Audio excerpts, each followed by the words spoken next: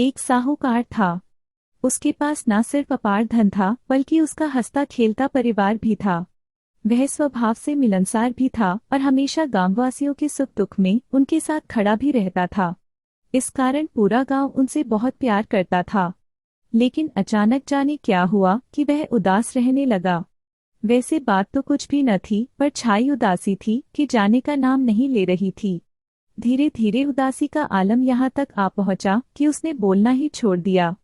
अधिकांश समय एकांत में गुमसुम तरीके से दिन बिताने लगा। उसकी यह हालत देख परिवार वाले ही नहीं, पूरा गांव चिंतित हो उठा था। उनकी पत्नी व पुत्रों ने उसकी इस उदासी का राज भी जानना चाहा, पर स्वयं साहूकार को कुछ मालूम हो तो कहे। हर बीते दिन के साथ उनकी उदासी बढ़ती चली जा रही थी। उसी दरमियान गांव के बाहर एक सन्यासी ने डेरा डाला। सन्यासी बड़ा पहुंचा हुआ था।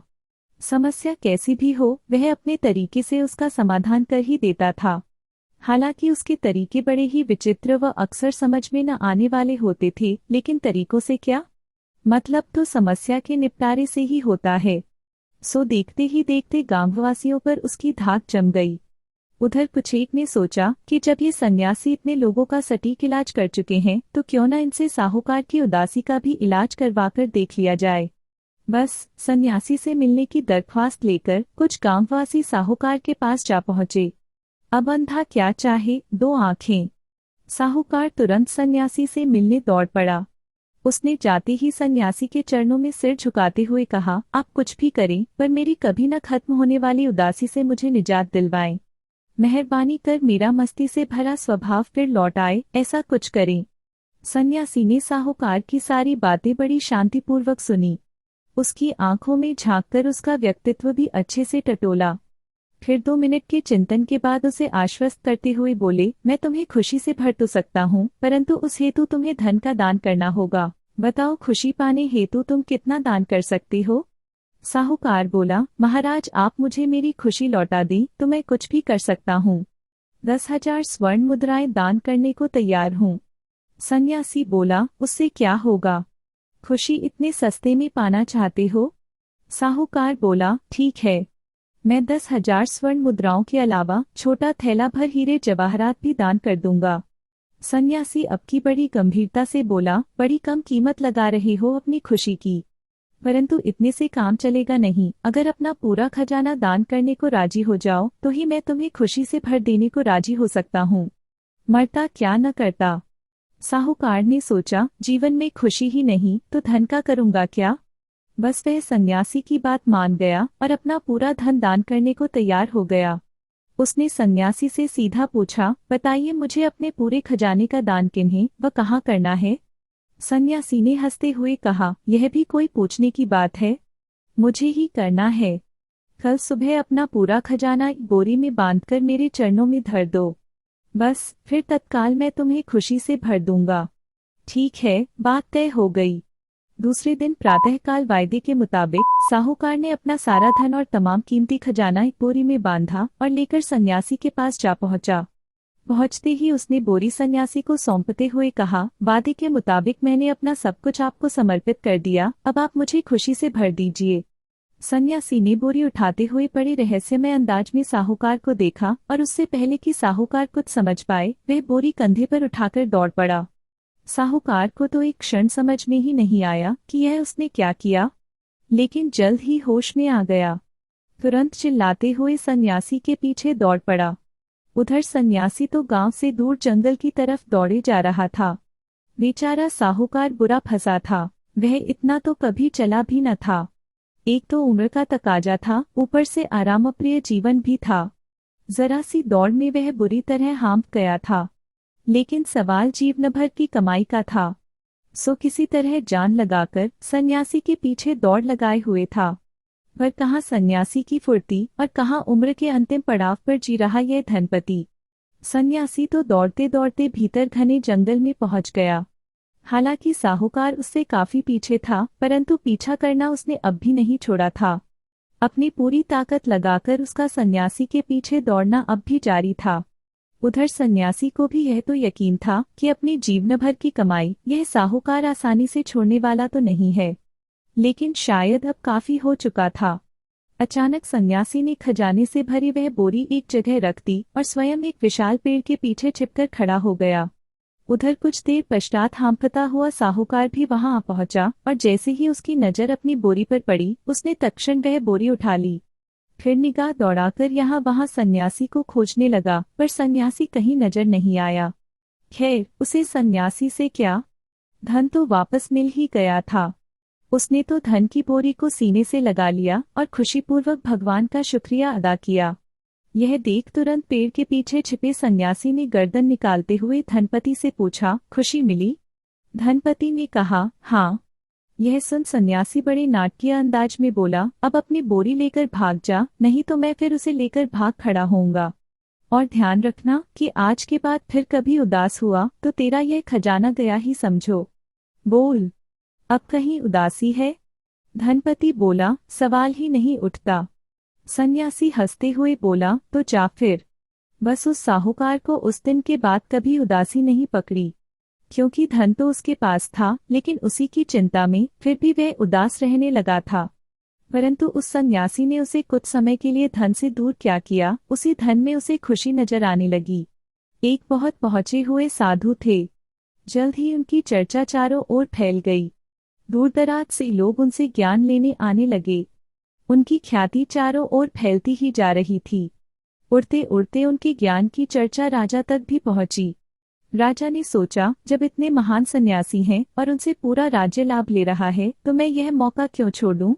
एक दिन अपने लाभ लश्कर के साथ वह भी साधु के आश्रम जा पहुंचा। उस समय वे अपने बगीचे में गड्ढा खोद रहे थे। राजा ने सिपाहियों को अपने आने की सूचना उन तक पहुंचाने को कहा। राजा ने सोचा कि मेरे स्वयं के आने की खबर पाते ही साधु मेरी आगवानी करने आएंगे, लेकिन ऐसा कुछ नहीं हुआ। सिपाही तो खबर देकर आ भी गए, पर वे अपना गड्ढा खोदने में ही लगे रहे। राजा एक क्षण को तो चौंक गया। अपने ही सेवक सिपाहियों के सामने उसे अपमान सा भी महसूस होने लगा, पर उसने सब्र बनाए रखा। वहीं बगीचे के बाहर जोर जोर से चहलकदमी करने लगा। उधर साधु भी अपने कार्य में लगे ही रहे। कुछ वक्त और बीत गया, पर साधु नहीं आए तो नहीं ही आए। राजा पूरी तरह झल्ला उठा। यह सन्यासी है या पागल? कोई खास कार्य कर रहा होता या पूजा कर रहा होता तो समझ में भी आता था, पर यह तो गड्ढा खोद रहा है और फिर भी मुझे इंतजार करवा रहा है। एक क्षण को तो उसका मन लौट जाने को भी हुआ। फिर उसने सोचा, जब इतनी दूर आ ही गया हूँ तो मिलकर ही जाऊं। बस मारे बेचैनी के वह और तेज कदमों से चहलकदमी करने लगा। उधर साधु का भी अपनी पूरी तल्लीनता से गड्ढा खोदना जारी था, लेकिन इधर बीतते समय के साथ अब राजा को क्रोध भी पकड़ने लगा था। वह लौट जाना भी चाहता था, पर अब उसको जिज्ञासा ने जकड़ लिया था। वह अब साधु के इस व्यवहार का राज जाने बगैर जाना नहीं चाहता था। आया था ज्ञान लेने, लेकिन चूंकि ज्ञान देने वाला ही उसे पागल जान पड़ रहा था, तो ऐसे में अब ज्ञान वगैरह में उसकी रुचि बने रहने का सवाल ही नहीं उठता था। अब तो वह सिर्फ यह जानने को रुका हुआ था कि आखिर साधु यह सब कर क्यों रहा है। राजा इन्हीं सब उधेड़बुन में खोया रहा। कुछ देर बाद साधु आए। उन्होंने आते ही राजा का स्वागत किया, इंतजार करवाने हेतु क्षमा मांगी और हाथों हाथ भीतर चल आराम से विराजने का निवेदन भी कर डाला। लेकिन राजा क्रोध में था। उसने साधु के आग्रह को कोई तवज्जो नहीं दी। उल्टा वहीं खड़े खड़े उसने उन पर सीधा क्रोध उड़ेलते हुए कहा, आया था ज्ञान लेने, पर अब मुझे ज्ञान की कोई दरकार नहीं। मुझे यह बताओ कि एक साधारण से कार्य के लिए तुमने मुझे इतना इंतजार क्यों करवाया। प्रश्न सुनते ही साधु ने एक क्षण को सीधे राजा की आंखों में झांका, फिर एकदम हंसते हुए बोले, जहाँ तक कार्य के मामूलीपन का सवाल है तो कार्य कोई भी बड़ा या छोटा नहीं होता है, और जहाँ तक ज्ञान का सवाल है तो वह तो तुम ग्रहण करना चाहो या नहीं, पर अपनी ओर से तो मैं तुम्हें दे ही चुका हूँ। दे चुका? राजा और बुरी तरह चौंक गया। अभी तो बातचीत ही नहीं हुई है, अभी तो मैंने कुछ पूछा भी नहीं है, और यह कहता है कि ज्ञान तो वह दे चुका है। यह पागल है। फिर भी राजा की उत्सुकता तो जागी ही हुई थी। ऊपर से ज्ञान दे देने वाली बात कर उन्होंने राजा को एक नई उत्सुकता और पकड़ा ही दी थी। अब तो वह इस सोच में भी पड़ गया था कि क्या वाकई यह पागल है भी या बन रहा है, क्योंकि यदि पूरा गांव इसे पहुंचा हुआ सन्यासी मानता है तो फिर पूरा गांव तो पागल हो नहीं सकता। वैसे हो भी सकता है, मनुष्यों का क्या भरोसा। फैसला तो करके ही जाना है, साधु पागल है या गांव, या दोनों, या कोई नहीं। बस इस उधेड़बुन से निकलने हेतु अब की उसने बड़ी संजीदगी से साधु से पूछा, बताइए आपने क्या ज्ञान दिया। जब से आया हूँ तब से आप गड्ढा ही तो खोद रहे हैं। सन्यासी बड़े ही करुणा से भरे अंदाज में बोला, यही तो मार खा गए महाराज आप। आपने ध्यान से देखा ही नहीं। यदि आप ध्यान से गड्ढा खोदने में मेरी ऐसी तल्लीनता और समर्पण देख लेते तो सब कुछ सीख जाते। क्योंकि जीवन में तल्लीनता व समर्पण को छोड़ और कुछ सीखने लायक नहीं है। एक धोबी था, उसके पास एक गधा था। वह गधा उसका हर काम बड़ी मुस्तैदी से करता था। बेचारे की विडंबना यह थी कि उसके परिवार में कोई न था। उसका यार दोस्त कहो या बीवी बच्चा, सब कुछ यह गधा ही था। लेकिन एक दिन जब वह गधे को लेकर दूर के किसी गांव की यात्रा पर था कि गधा बीमार पड़ गया। और बीमार पड़ा तो ऐसा पड़ा कि उसकी मृत्यु ही हो गई। धोबी का तो मानो सर्वस्व लुट गया हो, उसे बड़ा गहरा सदमा लगा। उसने उस अनजान गांव में अकेले हाथों किसी तरह गधे को दफना दिया। साथ ही वहीं उसकी कब्र भी बनवा ली। वैसे तो वह गधे के प्रति अपने तमाम कर्तव्य निभा चुका था, परंतु क्या मालूम क्यों बावजूद इसके वह उस जगह को नहीं छोड़ पा रहा था। दरअसल धोबी उस गधे के बगैर अपने जीवन की कल्पना ही नहीं कर पा रहा था। गधे को मरे 10 दिन हो गए थे, पर वह अब भी उसकी कब्र के पास ही डटा हुआ था। गमगीन तो इस कदर हो चुका था कि उसकी आवाज ही दगा दे गई थी। बेचारे की बोलने की क्षमता भी जा चुकी थी। ऊपर से उसे लिखना पढ़ना भी नहीं आता था। देखते ही देखते उसका जीवन अत्यंत दुष्कर हो चुका था। इधर धोबी तो कब्र के पास ही आंसू बहाता रहा और उधर धीरे धीरे इस अनजान गांव में धोबी के रुदन की खबर फैल गई। हर कोई धोबी की हालत देख एक ही सवाल करता, किसकी मृत्यु हुई है। लेकिन धोबी को कुछ होश ही कहाँ था। ऊपर से बोलने की क्षमता भी वह खो चुका था। सो कोई कुछ भी पूछे वह तो बस बार बार कब्र पे सर रखकर रोया करता था। 100 बातों की एक बात यह कि वह अपने गधे की मृत्यु के गम से बाहर ही नहीं आ पा रहा था। इधर पूरा गांव उसका यह हाल देखकर हैरान था। सभी आपस में चर्चा भी करते थे कि ऐसा तो कौन मरा होगा कि जिसकी मृत्यु के गम से यह उबर ही नहीं पा रहा है। अब सवाल उठता है तो जवाब देने हेतु बुद्धिमान भी टपक ही पड़ते हैं। बस ऐसे ही एक बुद्धिमान ने अंदाजा लगाते हुए गांववासियों से कहा कि जरूर किसी महापुरुष का इंतकाल हुआ होगा, तभी बेचारा इस कदर गमगीन है। बस बात सबको जंच गई। फिर क्या था, देखते ही देखते चंदा उगाहकर वहां एक भव्य मजार बनवा दी गई। बात आसपास के गांवों में भी फैल गई। फिर तो माजरा ऐसा जमा कि एक तरफ बेहोश धोबी रोता रहा और दूसरी तरफ मजार पे आने वालों की भीड़ बढ़ती गई। यही नहीं, चंद दिनों बाद धोबी को मौलवी के वस्त्र पहनाकर उसे मौलवी की उपाधि भी दे दी गई। आखिर धोबी ही तो वह व्यक्ति था जिसने उस महापुरुष के साथ वक्त बिताया था। खैर, इधर एक तरफ दिनों दिन इस मजार की भव्यता बढ़ती जा रही थी तो उधर दूसरी तरफ इस भव्य मजार की खबर भी दूरदराज के गांवों से होते होते पूरे देश में फैलती जा रही थी। अब तो दूर दूर से लोग वहां दुआ मांगने आने लगे थे। यही नहीं, मजार के चारों ओर भव्य बाजार भी खुल गया था। वाहरे गधा और वाहरे उसका भाग्य। उससे भी बड़ी वाह उन इंसानों की जो मृत गधे से भी दुआओं की उम्मीद लिए जीना शुरू हो गए थे। एक बार एक व्यक्ति को पैसों की जरूरत आन पड़ी। उसने अपने मित्र को अपनी जरूरत बताते हुए उससे 3 माह के लिए 1.5 लाख रुपए उधार मांगे। मित्र के पास पैसों की कोई कमी नहीं थी। दोस्त से मित्रता भी गाढ़ी थी। व्यवहार में भी वह अच्छा ही व्यक्ति था। दोस्त ने बिना आनाकानी के उसे 3 माह के लिए 1.5 लाख रुपए उधार दे दिए। लेकिन उधर कुछ ऐसा हुआ कि 3 माह तो बीत गए, पर यह दोस्त वापस लौटाने हेतु पैसों का इंतजाम नहीं कर पाया। उसने उससे महीने भर की मोहलत और मांगी, परंतु महीना बीतते क्या देर लगनी थी। वह भी बीत गया, लेकिन उससे रुपयों का इंतजाम अब भी नहीं हो पाया था। उधर दोस्त और मोहलत देने को तैयार नहीं था। उसने तकाजा शुरू कर दिया, यहाँ तक कि 4 लोगों के सामने भी वह उससे उधार कब लौटाएगा पूछने लगा। निश्चित ही इससे यह दोस्त परेशान हो उठा। उससे यह बेइज्जती बर्दाश्त नहीं हो रही थी, लेकिन कर क्या सकता था। उधर दिन बीतते जा रहे थे और हर बीते दिन के साथ दोस्त का तकाजा भी मजबूत होता जा रहा था। इधर यह चाहकर भी पैसों का इंतजाम नहीं कर पा रहा था।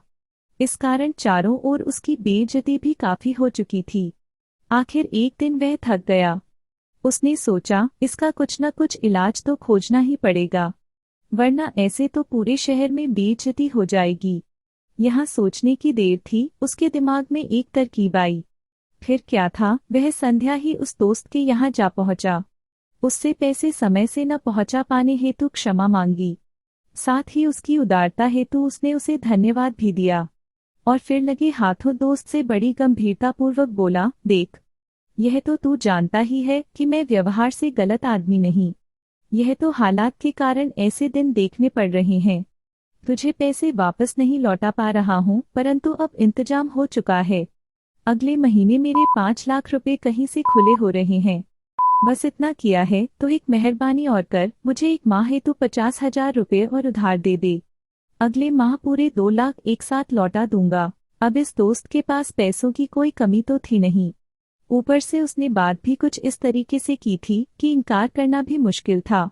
बस उसने 1-2 दिन में 50,000 और उधार देने का वादा कर दिया। यह दोस्त तो खुशी खुशी लौट गया, परंतु दूसरा दोस्त फंस गया।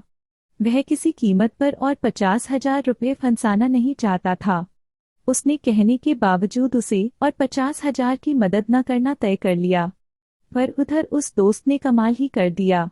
अब तो उसे अपना यह दोस्त जहां दिखे वहां इससे पहले कि वह 1.5 लाख का तकाजा करे, यह उससे पूछ बैठता वो 50,000 कब दे रहा है। वह यह भी न देखता कि वह किसके साथ है। बेचारा ऐसे में क्या कहे, जल्द ही देता हूँ कह के टाल देता। बस ऐसा 4-6 बार हो गया। वह दोस्त तो बुरी तरह घबरा गया। उसे समझ आना ही बंद हो गया कि यह क्या हो गया। यह तो उल्टा चोर कोतवाल को आंख दिखाने लग गया। आखिर जब उसे कुछ न सूझा तो वह एक दिन सुबह सुबह ही उस दोस्त के यहाँ जा पहुंचा और जाते ही उसने उससे कहा कि देख, मैं इस तरह तेरे द्वारा 50,000 मांगे जाने से परेशान हूँ। यह बोला, लेकिन मैं गलत कहाँ मांग रहा हूँ, तुमने ही तो देने का वादा किया था। इस पर दोस्त बोला, वह तो मैंने ऐसे ही कह दिया था, मेरा तुम्हें और उधार देने का कोई इरादा नहीं। खैर, हम एक समाधान कर लेते हैं।